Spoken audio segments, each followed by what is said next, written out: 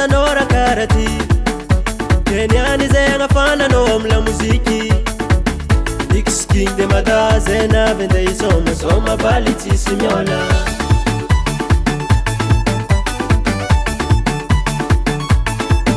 Istinian Saburani panambola Aloko marengi nata avila vijimanga tonga Nyani feti be Take papare Wana tuakalani no Kofa mamo bataleta Rati nyani kunga bitsi mitivita Atsika nyani maina nga volantsika Azafanya mjalti efa Seto nyani mavita manyefa Seto kofa ngampun tuaka Zala mavita mituatuatu Sepo msoma bali vakare zenyi Sisi miala yetu kwa timarenrenyi Araro tane kombala velumo Araro tafatenya marenge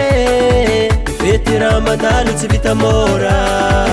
Zetu akamibwaka nyani Nata peta peta Nata la pierre Nata jim Nata whisky Nata ganchi Nata Brenton Nata drama Mboka Kenya land for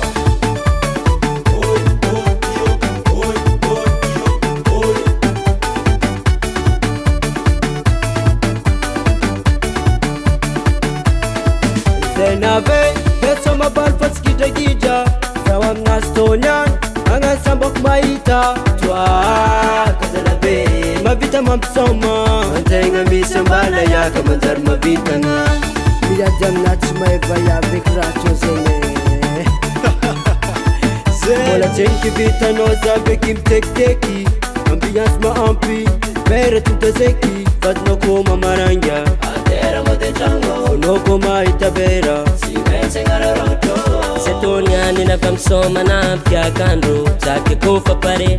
Ambiance kulu na ke Kono tia malu malo Sexy miaseke Nyangara tarifa palo Sexy tambale chupe Sepo msoma bali vakare zenyi Sisi miala yetu kwa timarenrenyi